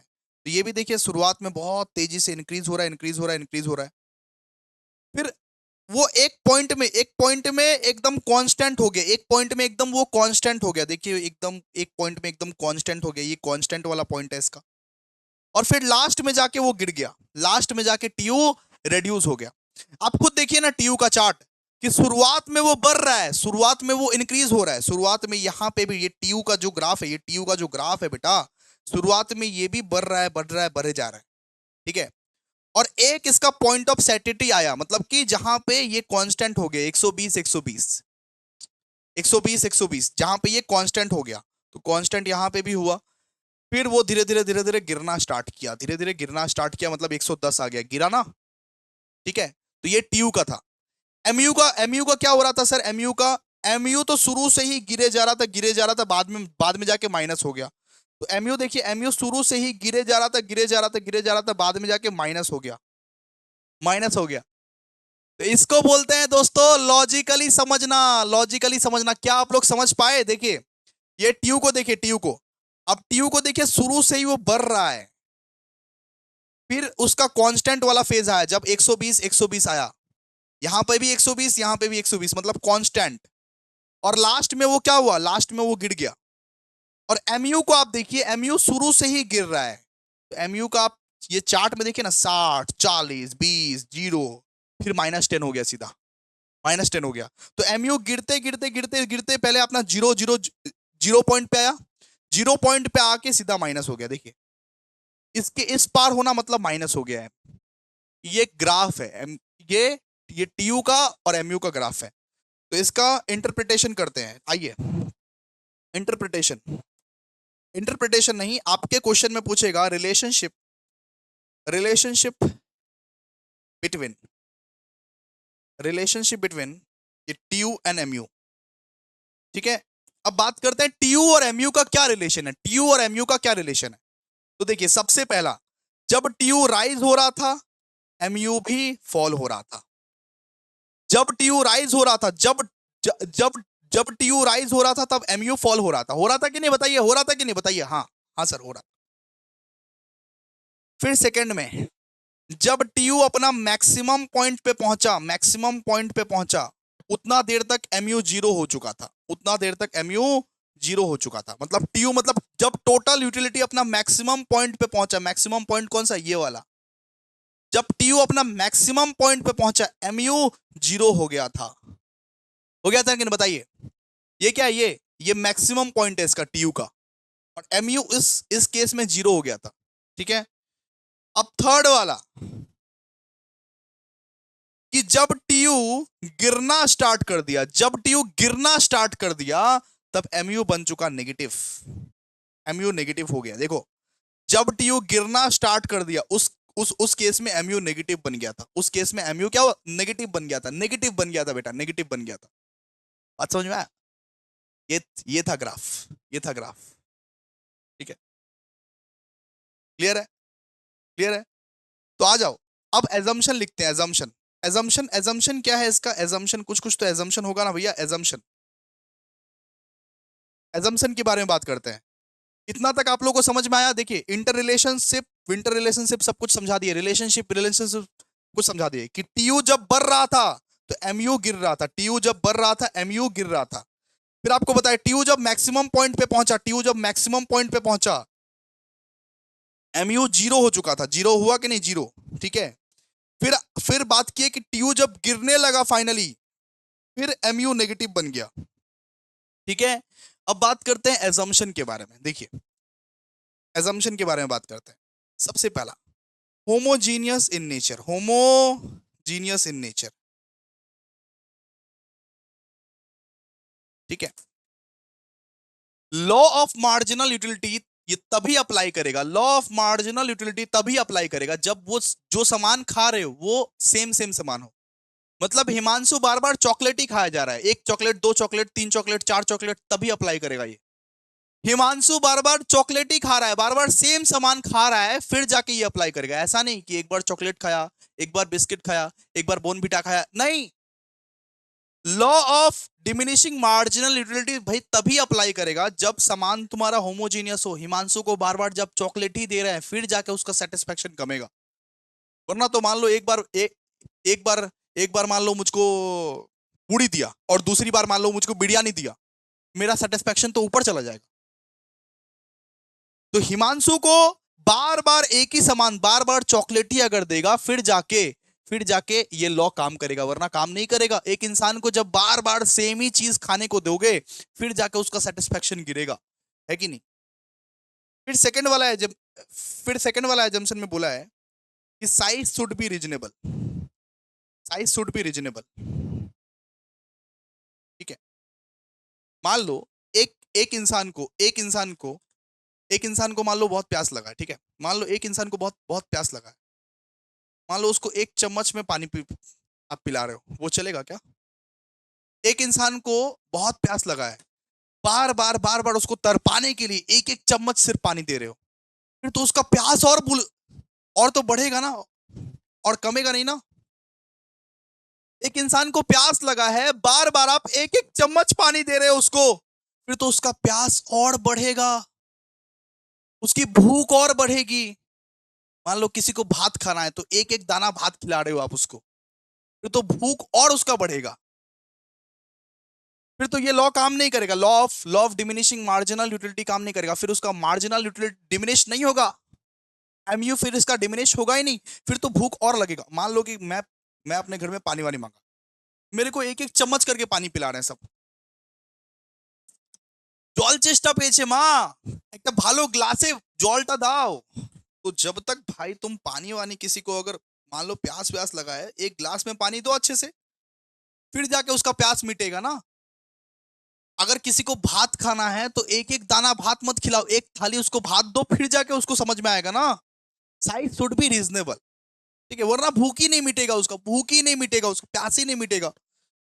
ठीक है, ये लॉ तभी काम करेगा जब आप कंटिन्यूअस कंजम्पशन कर रहे हो, कंटिन्यूअस कंजम्पशन। थर्ड, ये सब आंसर में लिख सकते हो आप लोग कि कंटिन्यूअस कंजम्पशन मतलब दिन रात सुबह शाम। मान लो कि आपको, मान लो कि बिरयानी बिरयानी है, अगर मान लो कि दोपहर में एक बार खाया, शाम को एक बार खाया, रात को एक बार खाया, तो फिर तो आपका यूटिलिटी डिमिनिश नहीं होगा। यहां पे बोलता है कि law of diminishing marginal utility ये तभी अप्लाई करेगा जब आप बार बार कंटिन्यूअसली कंजम्पशन कर रहे हो, कंटिन्यूअसली मतलब खाए जा रहे हो, खाए जा रहे हो, खाए जा रहे हो, फिर जाके। वरना एक बार सुबह खाए थे, एक बार रात में खाए थे, फिर ये सब लॉ काम नहीं करेगा, फिर ये सब मार्जिनल यूटिलिटी वाला लॉ काम नहीं करेगा। ये लॉ तभी काम करेगा जब आप कंटिन्यूअसली कंज्यूम कर रहे हो, तब। जब आप जब आप कंटिन्यूअसली कंज्यूम करें तब। और चौथा, कि टेस्ट एंड प्रेफरेंस अगर कांस्टेंट हो तो, मतलब खाने का जो टेस्ट है वो एकदम कांस्टेंट होना चाहिए। अगर मान लो कि पहले मान लो मीठा मीठा चॉकलेट खिला रहे थे, अब खट्टा चॉकलेट खिला रहे हैं, वैसा नहीं होगा। आपका टेस्ट एंड प्रेफरेंस भी सेम होना चाहिए, खाने का टेस्ट भी सेम होना चाहिए। खाना का टेस्ट अगर सेम नहीं है तो फिर ये लॉ काम नहीं करेगा। हो ही सकता है ना कि एक बार मान लो कि वनीला फ्लेवर ऑफ आइसक्रीम दिए, फिर दूसरी बार में मान लो चॉकलेट फ्लेवर ऑफ आइसक्रीम दिए, तो बच्चा का तो सेटिस्फैक्शन बढ़ जाएगा। तो फ्लेवर या टेस्ट वैरायटी कुछ चेंज नहीं होना चाहिए, same variety, same taste, same preference में रखो। ये टेस्ट प्रेफरेंस जो है वो बेटा कांस्टेंट रहना चाहिए आपका। ये सब एजम्पशन है, ये सब एजम्पशन है, एजम्पशन है। ठीक है, अब बात करते हैं exceptions of law of diminishing marginal utility. कुछ ऐसे एक्सेप्शंस भी है, कुछ ऐसे एक्सेप्शंस भी है जो बोलता है कि कुछ भी कर दो, इसका मार्जिनल यूटिलिटी कभी कमता नहीं है, रिड्यूस नहीं होता है। कुछ भी करो, इसका एमयू कभी रिड्यूस नहीं होगा। The exceptions of law of diminishing marginal utility, marginal utility, exceptions of law of diminishing marginal utility. सुनो, अगर कोई मान लो दारूबाज इंसान है, दारूबाज दिन रात सुबह शाम जो दारू पीता है, क्या उसका मार्जिनल यूटिलिटी कभी रिड्यूस हो भी सकता है क्या? वो तो खुद दिमाग से पैदल है, वो क्या समझेगा एमयू फेमयू, वो क्या क्या समझेगा? वो तो पीता रहेगा, बाटली पीता रहेगा, ए मेरे को दारू दे। जो अपना बीवी को मारता है, जो अपना घर में अशांति करता है, जो दारूबाज इंसान है, जो दिन रात सुबह शाम जुआ खेलता है और दारू पीता है, उसको क्या ही फर्क पड़ेगा? उसको क्या ही एमयू फेमयू से क्या ही फर्क पड़ेगा? कुछ कुछ फर्क नहीं पड़ेगा। अगर मान लो कि कोई ड्रंकार्ड है, ड्रंकार्ड, तो उसको ये सब चीज से फर्क नहीं पड़ता। वो पीता जाएगा, पीता जाएगा, पीता जाएगा, जब तक कि वो बेहोश ना हो जाता है, जब तक कि वो हॉस्पिटलाइज नहीं हो जाएगा, वो तब तक पीता जाएगा, उसका यूटिलिटी से कोई फर्क नहीं पड़ता। ये लॉ उसके लिए है ही नहीं, ये लॉ उसके लिए है ही नहीं कि भैया पेट पेट हमारा बढ़ गया, ये है। जो दारूबाज इंसान लोग होता है, जो बेवड़ा इंसान लोग होता है, देखोगे बाढ़ में 1 बजे 2 बजे रात तक पीता रहेगा, पीता रहेगा, पीता रहेगा, আমি খাবো খাবো খেয়ে খেয়ে মরে যাবো, খাবো খাবো খেয়ে খেয়ে মরে যাবো। तो उनके लिए ये लॉ नहीं है। Law of diminishing marginal utility एक ड्रंकार्ड के लिए नहीं है, एक नशेड़ी बवेड़ी के लिए नहीं है। दूसरा, दूसरा आता है पैसा। मान लीजिए कि मैं आज 50,000 कमा रहा हूं, तो क्या मैं ऐसा करके बोल दूंगा कि भगवान बहुत कमा लिया, प्लीज अब और मत देना भगवान, प्लीज बहुत बहुत ज्यादा कमा लिया मैंने, प्लीज प्लीज भगवान और मत देना, ऐसा बोलूंगा क्या मैं? मेरा मार्जिनल यूटिलिटी कम हो रहा है भगवान, पैसा और मत देना मेरे को, मैं 50,000 ही कमा रहा हूं, वही ठीक है। मनी के प्रति नहीं आता है भाई। तुम लोग जो पैसा कमाते हो ना, और लालच आता है, और कमाऊं और कमाऊं और कमाऊं, बहुत कमाऊं पैसा, करोड़पति बनो, अरबपति बनो, अंबानी को भी टक्कर दे दूं। तो पैसे की भूख कभी नहीं मिटती भाई, पैसे की भूख कभी नहीं मिटती। इसका मतलब क्या है? एक स्लोगन बना दिए, हर भूख मिट जाएगा, हर भूख कम जाएगा, लेकिन पैसे की भूख कभी नहीं मिटती। एक इंसान को जब पैसा मिलता है ना, पैसे की भूख उसको मिट ही नहीं सकती। फिर तीसरा, एक कंजूस इंसान अपना कंजूसी कभी नहीं कमा सकता। आपके दोस्त है ना कंजूस, आपके फ्रेंड सर्कल में पूछना आपके दोस्त है कि नहीं है कंजूस। कितना सारा कंजूस कंजूस इंसान लोग रहता है जिसके पास करोड़ों करोड़ रुपए होते हैं, और उनको उनको बोल दो कि भाई एक समोसा खिला देना भाई, भाई पैसे नहीं है मेरे पास, पैसे पैसे का ही तो हब है भाई, पैसा नहीं है मेरे पास। बोलता है ना कंजूस कंजूस दोस्त। अरे माइजर का मतलब क्या होता है? कंजूस। आपके मित्र कितने कितने कंजूस है, पूछो उसके। आप बोलोगे कि भाई एक चाय पिला दे, घर में करोड़ों करोड़ पड़े पड़े हैं भाई, बाथरूम में, टॉयलेट, हर जगह पैसे ही पैसे, इतने पैसे क्या बताऊं। लेकिन बाहर ऐसा कंजूसी करते रहता है, बाहर बोलते रहता है भाई मैं बैंकरप्ट हूं, बहुत गरीब हूं, मेरे पास पैसे नहीं है भाई। जो कंजूसी करते हैं, तो अगर कोई कंजूस है तो उसकी कंजूसपंती कभी खत्म नहीं होगी, उनके लिए ये law of diminishing marginal utility वाला कंसेप्ट काम में आएगा ही नहीं, माइजर के लिए। ठीक है, ठीक है। फिर 4, हॉबीज। अगर मान लो मैं, मेरे को ना जॉब करने का बचपन से ही इच्छा नहीं था, मतलब जब से मैं थोड़ा लायक बनाऊं ना, मेरे को जॉब करना ही नहीं था, मेरा बचपन से क्लियर था, मेरा जॉब करना ही नहीं था। मैं बचपन में ना अपने दोस्तों को पढ़ाता था, और दोस्त लोग बोलते थे कि भाई बहुत मस्त पढ़ाता है। मेरे को ना तब से पैशन हो गया, हॉबी बन चुका है पढ़ाई कराने का। मेरे को ना पढ़ाने का हॉबी बचपन से ही है। मैं 8th क्लास के स्टैंडर्ड से ही मैं पढ़ाता हुआ आ रहा हूं। बस मैं ये देखता हूं कि अपने से एक स्टैंडर्ड नीचे होना चाहिए, बाकी मैं पढ़ा सकता हूं उसको। ठीक है, अपना जो स्टैंडर्ड है, मान लो कि मैं 8th में हूं, तो मैं 7th के बच्चों को पढ़ा सकता हूं, और बहुत बेहतरीन पढ़ा देता था उनको। ठीक है, आज भी बहुत लोग पूछते हैं कि मेरा एज क्या है, तो मेरा एज 25 साल है जस्ट। लेकिन आप लोगों को पढ़ा देता हूं कि नहीं, क्वेश्चन पेपर लीक कर देता हूं कि नहीं, क्योंकि मेरा हॉबी है। अगर मैं ये काम जबरदस्ती करता ना, ये काम नहीं हो पाता। तो ये बताओ आप कि मैं कभी क्या थक सकता हूं, क्या नहीं थक सकता। मेरे को पढ़ाना अच्छा लगता है, मैं जितना पढ़ाता हूं आप लोगों को, जितना पढ़ाता हूं उतना मेरा यूटिलिटी बढ़ता है, ना कि कमता है। मैं सोचता हूं मैं बच्चों को कितना पढ़ा दूं, कितना ही ज्यादा पढ़ा दूं, वो सोचता हूं। तो जो आपके हॉबीज रहते हैं ना, आप अगर हॉबीज पे काम करते हैं ना, जैसे मान लीजिए किसी को क्रिकेट खेलना पसंद है, क्रिकेट खेलना, कोई है किसी को क्रिकेट विकेट खेलना पसंद है क्या? किसी को मान लीजिए क्रिकेट खेलना पसंद है, तो वो दिन भर रात भर शाम क्रिकेट खेलता रहेगा, खेलता रहेगा, उसका यूटिलिटी कमेगा ही नहीं, वो थकेगा ही नहीं। बोलेगा भालो लागছে আমার क्रिकेट खेलते। तो हॉबीज भी एक ऐसा फैक्टर है जहां पे law of diminishing marginal utility काम नहीं करता। फिर एजुकेशन। एजुकेशन, आप बोलोगे भैया एजुकेशन में तो होता है, हमको तो पढ़ना वरना नहीं है, हमारा तो पढ़ाई में मन अब कम लगता है। तुम नालायक हो इसके लिए। तो देखो, एजुकेशन, जितना इंसान लोग एजुकेट होता रहता है ना, जितना इंसान लोग एजुकेट होता रहता है, उतना उसके पास बुद्धि आता रहता है, आता रहता है, आता रहता है। ठीक है, एजुकेशन से ये नहीं लोग कहते कि मेरी भूख कम गई है। जो लोग ना बुक्स बुक्स पढ़ना पसंद करते हैं ना, वो बोलते हैं और बुक्स लाओ, और बुक्स लाओ। आप पता करना, आपके फैमिली में किसी ना किसी को ना बुक्स पढ़ना पसंद होगा। वो हमेशा बुक्स खोजते हैं, वो हमेशा ये खोजते हैं कहाँ पे हमको कंटेंट मिल जाए, कहाँ पे हमको अच्छा टीचर मिल जाए, हम पढ़ेंगे और पढ़ेंगे और पढ़ेंगे। तो पढ़ाई एक ऐसी चीज है जहां पे आपको और करना पड़ता है। तो इसको अपने से बना बना के नहीं लिख पाओगे, एक्सेप्शंस, एक्सेप्शंस तो पढ़ा दिए। फिर 6th वाला नंबर होता है म्यूजिक। अगर आप म्यूजिक म्यूजिक सुनते हो, तो एक ही म्यूजिक आपको बार बार सुनने का मन करता है कि नहीं करता, बताओ? हाँ कि नहीं? सुन रहा है ना तू, बार बार सुनने का मन करता है कि नहीं? वही सेम म्यूजिक आप लोगों को बार बार लगातार सुनने का मन करता है कि नहीं? हाँ भैया, सुनने का मन करता है। ये सब क्या एक्सेप्शंस है बेटा? एक्सेप्शंस है किसके? Law of diminishing marginal utility.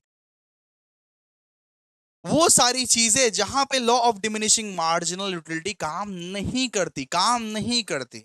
एक दारूबाज के लिए ये सब लॉ काम नहीं करेगा। जिसके पास बहुत ज्यादा पैसा है, वो चाहेगा और पैसा हो, और पैसा हो, ये सब कंसेप्ट काम नहीं करेगा। जो कंजूस है वो अपना कंजूसी करना कभी नहीं छोड़ेगा। जिसका हॉबी है, हॉबीज के लिए, मेरा अगर हॉबी है तो मैं दिन रात सुबह शाम पढ़ा सकता हूँ, 24 घंटे पढ़ा सकता हूँ। ठीक है, एजुकेशन, म्यूजिक, ये सब क्या है? हॉबी। ये सब ये सब क्या एक्सेप्शंस। ठीक है, क्लियर है आप लोगों को? बहुत बढ़िया, बहुत बढ़िया, बहुत बढ़िया। आइए, अब नेक्स्ट बात करते हैं अपने लोग कंज्यूमर इक्विलिब्रियम। कंज्यूमर इक्विलिब्रियम, तो consumer equilibrium in case of law of diminishing marginal utility.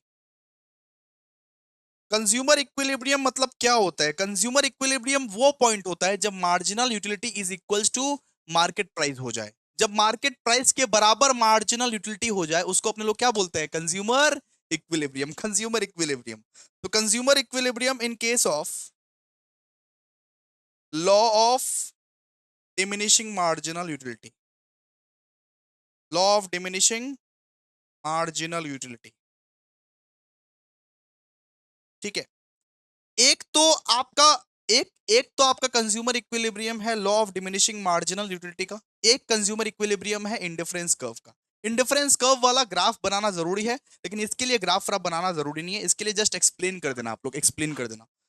तो इसको इसको क्या बोलते हैं, मतलब ये क्या होता है, ये कंज्यूमर इक्विलिब्रियम क्या होता है?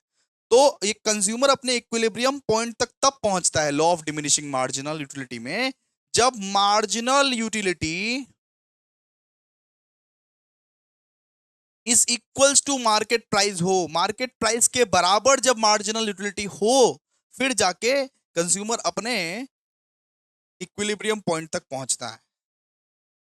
जब marginal utility is equals to market price हो, फिर जाके कंज्यूमर अपने इक्विलिब्रियम पॉइंट तक पहुंचता है। ठीक है, आपको बात समझ में आया? बात समझ में आया आपको? ठीक है, कुछ समझ में नहीं आया, चलो आ जाओ, आ जाओ, आ जाओ से फिर वापस से हिमांशु का एग्जाम्पल, हिमांशु का एग्जाम्पल, हिमांशु, हिमांशु का एग्जाम्पल। हिमांशु को आइसक्रीम खाना था इस बार, आइसक्रीम। हिमांशु को क्या खाना था? आइसक्रीम, आइसक्रीम खाना था।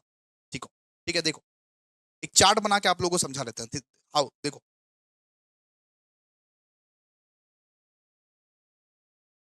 या ये बस याद रखना कि कंज्यूमर इक्विलिब्रियम किसको बोलते हैं? जब मार्जिनल यूटिलिटी के बराबर मार्केट प्राइस हो, उस पॉइंट को बोलते हैं कंज्यूमर अपने इक्विलिब्रियम पॉइंट तक है। उस पॉइंट को बोलते हैं कंज्यूमर अपने इक्विलिब्रियम पॉइंट तक है। तो सबसे पहले बनाओ एमपी, ठीक है। ये आपका मार्केट प्राइस है, ये आपका मार्केट प्राइस 1 है, ये आपका मार्केट प्राइस 2 है, ये क्वांटिटी है, और ये एमयू है।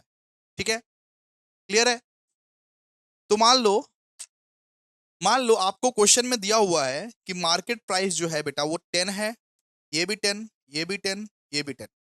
मार्केट प्राइस 1 जो दिया हुआ है वो 30 है, ये भी 30, ये भी 30, ये भी 30। मार्केट प्राइस 2 दिया हुआ है 30, ये भी 30, ये भी 30 और ये भी 30। क्वांटिटी आप लोगों को दिया हुआ है 1, 2, 3 और 4, ठीक है। और मार्जिनल यूटिलिटी आप लोगों को दिया हुआ है 30, फिर 10, फिर 5, फिर 0। बताइए कि मतलब कि पहला वाला स्टेज में कहां कंज्यूमर का इक्विलिब्रियम पॉइंट तक पहुंच पा रहा है? कहां कहां से कंज्यूमर का इक्विलिब्रियम पॉइंट तक पहुंच पा रहा है? देखिए तो ये 30 है, मार्जिनल यूटिलिटी 30 है। अब कौन सा मार्केट प्राइस के हिसाब से, कौन सा मार्केट प्राइस के हिसाब से इक्विलिब्रियम पॉइंट तक पहुंच पा रहा है? सॉरी, इसका मार्केट प्राइस 2 का 555 था। क्वेश्चन को चेंज कीजिए, मार्केट प्राइस 2 था, 5, 5, 5 और 5। तो ये बताइए कि पहला पॉइंट के हिसाब से, पहला स्टेज के हिसाब से एमयू इक्वल्स टू एमपी कब हो रहा है? आप बताइए पहला स्टेज के हिसाब से एमयू इक्वल्स टू एमपी कब हो रहा है? देखिए, मार्केट प्राइस 1 में 30 है, यहां पे भी 30 है, मतलब एमयू इक्वल्स टू एमपी हो गया। ठीक है, तो मार्केट प्राइस 1 में आप पहला स्टेज में देखोगे कि पहला स्टेज में मार्केट प्राइस 1 के साथ मिल गया, मतलब ये क्या है? Consumer equilibrium point. ठीक है, अब ये बताइए कि दूसरा स्टेज के हिसाब से, दूसरा स्टेज के हिसाब से कौन सा मार्केट प्राइस इक्वल्स है? कौन सा मार्केट प्राइस इक्वल्स है दूसरा स्टेज के हिसाब से? दूसरा स्टेज में यहां पे एमयू दिया हुआ है 10, उसके हिसाब से कौन सा मार्केट प्राइस इक्वल है? भैया उसके हिसाब से मार्केट प्राइस इक्वल है। ठीक है, ठीक है। फिर ये बताइए कि तीसरा जो स्टेज है उसके हिसाब से कौन सा मार्केट प्राइस इक्वल है? तो तीसरा वाला जो एमयू का स्टेज है उसके हिसाब से मार्केट प्राइस 2 इक्वल है, उसके हिसाब से मार्केट प्राइस 2 इक्वल है। इसका मतलब क्या समझ में आता है? इसका मतलब ये समझ में आता है, जिस भी सिचुएशंस में MU इक्वल्स टू MP हो जाए, जो भी सिचुएशन में MU इक्वल्स टू MP हो जाए, मतलब मार्केट प्राइस इक्वल्स टू ये मार्जिनल यूटिलिटी हो जाए, उसको बोलते हैं कंज्यूमर इक्विलिब्रियम। सो फर्स्ट वाला स्टेज पर ये 30, यहां पे भी 30, सेकेंड वाला स्टेज पर ये 10 इसके साथ मैच कर गया, ये वाला मार्केट प्राइस के साथ मैच कर गया, फिर थर्ड वाला स्टेज पर ये वाला मार्केट प्राइस के साथ मैच कर गया। ठीक है, तो यहां पे लिख दीजिए आप हिंदी में कि कंज्यूमर अपने अपने इक्विलिब्रियम पॉइंट तक पहुंचने के लिए, इक्विलिब्रियम पॉइंट तक पहुंचने के लिए, कंज्यूमर अपने इक्विलिब्रियम पॉइंट तक पहुंचने के लिए,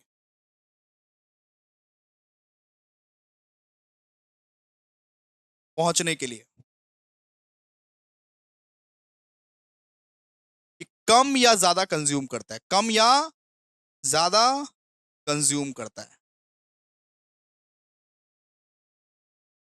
ठीक है, सो कंज्यूमर अपने इक्विलिब्रियम पॉइंट तक पहुंचने के लिए कम या ज्यादा कंज्यूम करता है, बात खत्म। सो ठीक है, इसका मतलब आपने ये कंज्यूमर इक्विलिब्रियम का पॉइंट समझ लिया ना, कि कंज्यूमर इक्विलिब्रियम वो पॉइंट होता है जब marginal utility is equals to market price हो। जब MU equals to market price हो जाए उसको अपने लोग बोलते हैं कंज्यूमर इक्विलिब्रियम। जब MU equals to market price हो जाए उसको क्या बोलते हैं, कंज्यूमर इक्विलिब्रियम। तो MU यहां पे 30 था और मार्केट प्राइस 1 से मैच कर गया, इस पॉइंट को बोलेंगे कंज्यूमर इक्विलिब्रियम। MU यहां पे 10 था और मार्केट प्राइस ये पहला वाला मार्केट प्राइस के साथ मैच कर गया, इसको अपने लोग बोलेंगे कंज्यूमर इक्विलिब्रियम। MU यहां पे 5 था और सेकंड वाला मार्केट प्राइस से मैच कर गया, इसको बोलेंगे अपने लोग कंज्यूमर इक्विलिब्रियम। कंज्यूमर इक्विलिब्रियम मतलब कंज्यूमर अपने इक्विलिब्रियम पॉइंट तक पहुंचने के लिए कम या ज्यादा कंज्यूम करता है। ठीक है, अब बात करेंगे next topic, next important topic. अब हम लोग बात करेंगे कंज्यूमर सरप्लस। कंज्यूमर सरप्लस, अब कंज्यूमर सरप्लस क्या होता है पता है आपको, हम समझाते हैं कंज्यूमर सरप्लस। मान लीजिए कि पापा ने आपको 15,000 रुपए दिए कि जा बेटा फोन खरीद के लेके आ। मतलब आप बहुत दिनों से ही पापा के सामने गिरगिरा रहे थे कि पापा पापा फोन खरीद दो, पापा फोन खरीद दो, हमको फोन चाहिए। एक आयुष बोल के बंदा है, ठीक है, जो पापा के सामने गिरगिरा रहा था कि पापा पापा फोन खरीद दो, हमको फोन खरीद दो, हमको फोन चाहिए पापा, फोन चाहिए। तो पापा उसकी बातें को टाल रहे थे, लेकिन आयुष एक दिन पास हो गया एग्जाम में और पापा बोला ठीक है बेटा फोन खरीद देता हूं। तो आयुष बोला कि पापा कितने का फोन खरीदोगे। तो ये पापा उसको 15,000 रुपए दिए कि ले बेटा 15,000 रुपया, जो भी फोन अच्छा लगे खरीद लेना जाके। ठीक है, तो पापा आयुष को 15,000 रुपया दिए कि ले बेटा 15,000 रुपया और जो फोन मार्केट से जो फोन पसंद आए वो खरीद लेना, वो खरीद लेना। ठीक है, अब आयुष गया मार्केट, आयुष गया मार्केट, मार्केट जब गया तो वो देखा जो 15,000 का फोन उसने ऑनलाइन में देखा था उसका दाम मार्केट में सिर्फ 12,000 रुपया है, उसका दाम मार्केट में सिर्फ 12,000 रुपया है। आयुष मार्केट में जाके आयुष का पापा उसको 15,000 रुपया दिया कि ले बेटा 15,000 और जो जो तेरा पसंद का फोन है वो खरीद लेना। आयुष अपना घर में नेट वेट से सर्च करके रखा था कि कौन सा फोन खरीदेंगे कौन सा नहीं खरीदेंगे। आयुष जब मार्केट गया तो वो देखा कि जो 15,000 का फोन ऑनलाइन में देखे थे वो तो 12,000 में मिल रहा है हमको यहाँ पे, वो तो 12,000 में मिल रहा है यहाँ पे। इसका मतलब आयुष का पॉकेट में कितना रुपया, ये बताओ, आयुष अपना पॉकेट में कितना रुपया घुसाएगा, 3,000। वो सोच के रखा था 15,000 का फोन लेंगे लेकिन 12,000 में उसको मिल गया, तो आयुष का पॉकेट में कितना रुपया, ये 3,000 क्या है, कंज्यूमर सरप्लस। इसको क्या बोलते हैं, कंज्यूमर सरप्लस। कस्टमर का कितना बचत हो गया, कस्टमर का कितना बच गया, कस्टमर का कितना बचत हो गया, उसको क्या बोलते हैं, कंज्यूमर सरप्लस। कंज्यूमर सरप्लस, ठीक है। तो कंज्यूमर सरप्लस का मतलब क्या होता है, देखिए यहां पे, what customer, what consumer is ready to pay, what consumer is ready to pay, मतलब हम रेडी कितना थे पे करने के लिए, 15,000। हम रेडी कितना थे पे करने के लिए, 15,000। एक्चुअली हमने कितना पे करे, what consumer, what consumer actually pays is equals to consumer surplus. इसको अपने लोग क्या बोलते हैं, कंज्यूमर सरप्लस। ठीक है, मतलब हम रेडी कितना थे पे करने के लिए, 15,000, लेकिन हमको वो फोन 12,000 में मिल गया। तो ये जो 3,000 का जो बचत हुआ वो क्या है, वो क्या है बेटा, वो कंज्यूमर सरप्लस है। उसको अपने लोग क्या बोलते हैं, कंज्यूमर सरप्लस, कंज्यूमर सरप्लस बोलते हैं। ठीक है सर, समझ गए।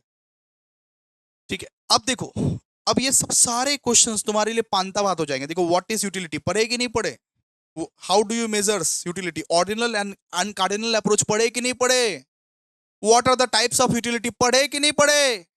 नहीं नहीं सर, ये नहीं पढ़े। तो टाइप्स ऑफ यूटिलिटी याद कर लेना ना। एक होता है फॉर्म यूटिलिटी, एक होता है प्लेस, एक होता है टाइम यूटिलिटी, एक होता है सर्विस यूटिलिटी, ठीक है। व्हाट इज मार्जिनल यूटिलिटी, पढ़े कि नहीं पढ़े बताओ? व्हाट इज कंज्यूमर सरप्लस, पढ़े कि नहीं पढ़े बताओ? सब तो पढ़ लिए। Explain the law of diminishing marginal utility, explain कर देना, एजम्पशन फेजम्पशन लिख देना, बड़ा चढ़ा करके लिख देना, क्या दिक्कत है? अभी तो पूरा law of diminishing marginal utility ही पढ़े। जो लिखवाए उसको एक्सप्लेन कर देना अपने वर्ड्स में। Discuss the significance of consumer surplus, ये तो तुम लोग पढ़ सकते हो, इतना तो बच्चा नहीं हो तुम लोग, तो पढ़ सकते हो, ठीक है। अब बस ये पढ़ाना है अपने को, ठीक है। Briefly explain the consumers equilibrium in case of single commodity and case of two commodities, ठीक है। आओ,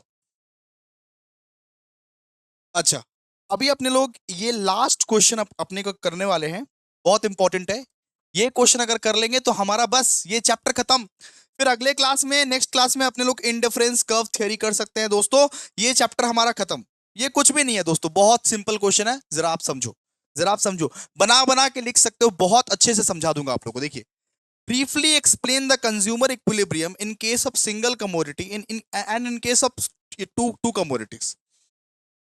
हम लोगों को बोला है कि consumer equilibrium in case of single commodity समझाओ। तो इसका मतलब क्या होता है? हम लोग अभी सबसे सबसे पहले पढ़ने वाले consumer equilibrium in case of single commodity. तो consumer equilibrium in case of single commodity refers to a situation where a consumer purchases a commodity up to the level at which he gets the maximum satisfaction upon the given income. मान लीजिए आपके पास सिर्फ 500 रुपया, सुनो, मान लीजिए आपके पास 500 रुपया, तो 500 में ऐसा क्या खाए कि हमको मैक्सिमम सेटिस्फैक्शन मिले, उसको बोलते हैं consumer equilibrium in case of single commodity. मान लो हमारे पास 500 रुपया, तो उस 500 में कौन सा एक चीज खाए, क्या ऐसा चीज खा ले जिससे हमको सेटिस्फैक्शन मिल पाए, जिससे हमारा मार्जिनल यूटिलिटी और प्राइस बराबर बराबर हो पाए, ठीक है। तो हमारे पास मान लीजिए 500 रुपया है, और 500 में क्या ऐसा चीज खाए जिससे हमको क्या मिले, मैक्सिमम सेटिस्फैक्शन मिले, मैक्सिमम सेटिस्फैक्शन। तो कंज्यूमर इक्विलिब्रियम एक ऐसा केस है जहां पे आप एक सिंगल कमोडिटी कुछ ऐसा कंज्यूम करना चाहते हो, कुछ ऐसा खाना चाहते हो कि कौन सा एक ऐसा सामान खाए जिससे हमको मैक्सिमम सेटिस्फैक्शन मिले। कौन सा ऐसा सामान खरीद ले जिससे मैक्सिमम सेटिस्फैक्शन मिले। जब आपको भूख लगा रहता है तब आप लोग सोचते हो ना कि हमारे पास तो 100 रुपया है, हमारे पास तो सिर्फ 10 ही रुपया है, क्या ऐसा खाए जिससे हमारा भूख मिट पाए, हमको सेटिस्फाई मिल पाए। आपके जेब में जब बेटा 10 रुपया होता है, आप सोचते हो कि नहीं कि क्या ऐसा खाए कि इस 10 रुपया से हमारा पेट भर पाए। तो वैसे ही अगर आपके जेब में 500 रुपया रहेंगे, आप सोचोगे क्या ऐसा खाए कि हमारा पेट भर पाए, हम मैक्सिमम सेटिस्फाई हो पाए। तो उसी को बोलते हैं दोस्तों consumer equilibrium in case of single commodity, ठीक है, इन case of single single commodity. अब ये consumer equilibrium in case of two commodities क्या होता है? टू टू कमोडिटीज का मतलब होता है दोस्तों इक्वी मार्जिनल यूटिलिटी। क्या क्या क्या? इक्वी मार्जिनल यूटिलिटी बोलते हैं इसको, ठीक है। अब समझिए, जब आप एक साथ दो चीज खाते हो, जब आप एक साथ दो चीज खाते हो, तो कब आपको मैक्सिमम सेटिस्फैक्शन प्रोवाइड कर रहा है कौन सा चीज, उसको चेक करने के लिए हम लोग law of equi marginal utility लगाते हैं। आओ ना समझाता हूं, लिख लिख के समझाता हूं, ज्यादा समझ में आएगा। Law of equi marginal utility, equi marginal utility, law of equi marginal utility. इसका मतलब क्या होता है भैया? इसका मतलब ही यही होता है consumer equilibrium in case of two commodities. ये और ये सेम है, ठीक है, दोनों बात बराबर है। हम लोग अभी पढ़ने वाले हैं इक्वी मार्जिनल यूटिलिटी का कंसेप्ट, जो कि एकदम सेम कहता है consumer equilibrium in case of two commodities. आइए ना देखिए ना, consumer equilibrium in case of two commodities refers to a situation where a customer allocates his given money income between two goods. मतलब हमारे पास मान लो 500 रुपया है, लेकिन इस बार हम लोग दो चीज खाएंगे, एक तो पिज्जा खाएंगे, एक केक खाएंगे। तो कोई ऐसा दो चीज आप खोजते हो, जब आप कोई ऐसा दो चीज खोजते हो जो कि आपको भूख मिटा दे, जो आपको सेटिस्फाई कर दे, उसको बोलते हैं consumer equilibrium in case of two commodities. अरे पहला वाला केस में तो तुम खाली एक एक खाना खोज रहे थे कि कोई ऐसा एक खाना मिल जाए जो हमारा 10 रुपया वसूल हो जाए और पेट भी भर जाए, मैक्सिमम सेटिस्फेक्शन मिले। यहां आप दो खाना खोज रहे हो, 500 में कौन सा ऐसा दो खाना मिल जाए जो हमको सेटिस्फाई कर दे। इसको इसको क्या बोलते हैं? Equi marginal utility. Equi marginal utility, ठीक है। लेट्स से एग्जांपल देते हैं, एग्जांपल देते हैं। यहाँ पे लिखिए एमयू, यहाँ पे लिखिए प्राइस, ठीक है। यहाँ पे अपने लोग डिफरेंट डिफरेंट फूड्स का नाम लेते हैं। पिज्जा, पिज्जा मजा आता है ना। यहाँ पे लेते हैं हॉट चॉकलेट, हॉट चॉकलेट। यहाँ पे लेते हैं केक, ठीक है, केक। मान लीजिए पिज्जा का जो एमयू है, मतलब मार्जिनल यूटिलिटी, वो है 500। इसका जो प्राइस है वो है 250। हॉट चॉकलेट का एमयू जो है वो है 100 और इसका जो प्राइस है वो 50, ठीक है। केक का एमयू जो है वो 300 है और इसका प्राइस है 100। याद रखिएगा, इक्वी मार्जिनल यूटिलिटी का ना एक फॉर्मूला होता है इक्वी मार्जिनल यूटिलिटी, ठीक है। इसको सॉल्व करने के लिए ना आप लोगों को फॉर्मूला यूज करना पड़ेगा। फॉर्मूला फॉर्मूला क्या है? MU of pizza, MU of pizza. अगर मान लीजिए एमयू एमयू अगर हम पिज्जा को पकड़ के कर रहे हैं, अगर हम पिज्जा को पकड़ के कर रहे हैं, तो MU of pizza divide by price of pizza. MU of pizza divide by price of pizza equals to MU of hot chocolate divide by price of hot chocolate. इसको आप सॉल्व कीजिए, देखिए कितना आ रहा है। तो 500 divide by 250 equals to 100 divide by 50 equal आ रहा है क्या? देखिए इक्वल इक्वल आ रहा है क्या? इक्वल आ रहा है क्या? नहीं आ रहा है? बताइए। हाँ सर जी, इक्वल आ रहा है। 2, यहाँ पे 2, तो 2 इक्वल्स टू 2 अगर आ गया, इसका मतलब ये सेटिस्फाई कर दिया, ये law of equi marginal utility सफल हो गया तुम्हारा। इक्वल नहीं आएगा, इक्वल अगर नहीं आएगा इसका मतलब तुमको वो सेटिस्फाई नहीं किया, तुमको वो दो खाना सेटिस्फाई नहीं किया, सेटिस्फाई नहीं किया। अब भैया इक्वल नहीं आने वाला केस भी आप बता दीजिए ना। देखिए अगर अगर हम हॉट चॉकलेट और केक को पकड़ के करें, अभी हॉट चॉकलेट और केक को पकड़ के करें, इन दोनों को अगर पकड़ के करें हम लोग, मान लीजिए इन दोनों को पकड़ के, फर्स्ट वाला केस में तो हम लोग सिर्फ इन दोनों को पकड़ के किए थे, सेकंड वाला केस में हम लोग हॉट चॉकलेट और केक को पकड़ के करें मान लीजिए, तो क्या फॉर्मूला बनेगा? mu of hot chocolate divided by price of hot chocolate equals to mu of cake divided by price of cake, ठीक है। तो mu कितना है हॉट चॉकलेट का? 100, प्राइस कितना है? 50, और केक का mu कितना है? 300, प्राइस कितना? 100, ठीक है। ये बताइए इक्वल इक्वल हो रहा है क्या? इक्वल हुआ क्या? 50, यहाँ पे 2 इज नॉट इक्वल्स टू 3, यहाँ पे 3 आ रहा है। ये इक्वल नहीं हुआ मतलब सेटिस्फाई नहीं किया। मतलब क्या सेटिस्फाई नहीं किया? दूसरा वाला चीज सेटिस्फाई नहीं किया। तो फर्स्ट वाला स्टेज पे हम लोग इसका इसका कराए थे कंपटीशन, सेकंड वाला स्टेज पे हम लोग इसका कराए, ठीक है। फर्स्ट वाला स्टेज पे हम लोग पिज्जा और हॉट चॉकलेट का करवाए, और सेकंड वाला स्टेज पे हम लोग हॉट चॉकलेट केक का करवाए। पिज्जा और हॉट चॉकलेट का तो 2 इज इक्वल्स टू 2 आ गया, मतलब सेटिस्फाई कर दिया। मतलब वो दो खाना तुम्हारा पिज्जा और हॉट चॉकलेट है जिसको तुम खा के सेटिस्फाई हो सकते हो। सेकंड वाला स्टेज में हम लोग हॉट चॉकलेट और केक का जब करवाए तो 2 equals to is not equals to 3 आया। मिला नहीं, ये मैच नहीं किया। ये मैच अगर नहीं किया मतलब सेटिस्फाई नहीं किया, सेटिस्फाई नहीं किया। और ये सेटिस्फाई किया, ये सेटिस्फाई किया, ठीक है। तो आइए एक बार संजीवनी बूटी देख लेते हैं। संजीवनी बूटी में कौन कौन सा क्वेश्चन छूटा है? सब तो पढ़ा दिए, सब पढ़ा दिए। All done guys, all done, complete, complete हो गया गाइस, ठीक है। देखिए यूटिलिटी आप लोगों को पढ़ा दिए। आप क्या लिख सकते हो? Utility means the power of the or capacity of the commodity to satisfy human wants. It refers to the anticipated satisfaction, आप लिख सकते हो anticipated satisfaction or usefulness that a consumer gets from consuming goods or services. Utility तो आप लोग को पढ़ा दिए। फिर आप लोगों को हम ये भी पढ़ाए कि यूटिलिटी को मेजर कैसे किया जाता है। एक तो होता है ऑर्डिनल अप्रोच, एक होता है कार्डिनल अप्रोच। उसको किसने किसने डेवलप किया था वो सब बना बना के लिख देना। ऑर्डिनल अप्रोच मार्शल ने डेवलप किया था, cardinal approach Hicks and Allen ने डेवलप किया। हमारे पास दो अप्रोच है, उसको बना बना के लिख देना, क्या दिक्कत है। फिर थर्ड वाला question, what are the types of utility. Utility के कितने टाइप्स होते हैं? यूटिलिटी के 4 टाइप्स, बताओ, बोलो। यूटिलिटी के कितने टाइप्स? 4 टाइप। यूटिलिटी के कितने टाइप्स? 4 टाइप्स। एक होता है फॉर्म यूटिलिटी, एक होता है प्लेस यूटिलिटी, एक होता है टाइम यूटिलिटी, एक होता है सर्विस यूटिलिटी। सर समझाओ ना, इसको नहीं समझा सकते। हर चीज को अगर डीपली कंसेप्चुअली समझाने जाए तो लेक्चर लेट हो जाएगा बाबू। आप याद कर लो ना, इसको याद कर लो ना। एक होता है फॉर्म यूटिलिटी, एक होता है प्लेस यूटिलिटी, एक होता है टाइम यूटिलिटी, एक होता है सर्विस यूटिलिटी। ठीक है, आपको प्रोडक्शन के चैप्टर में समझाएंगे, हम रखे हैं समझाने के लिए इसको, प्रोडक्शन के चैप्टर में समझाएंगे, प्रोडक्शन के चैप्टर में इसका यूज है।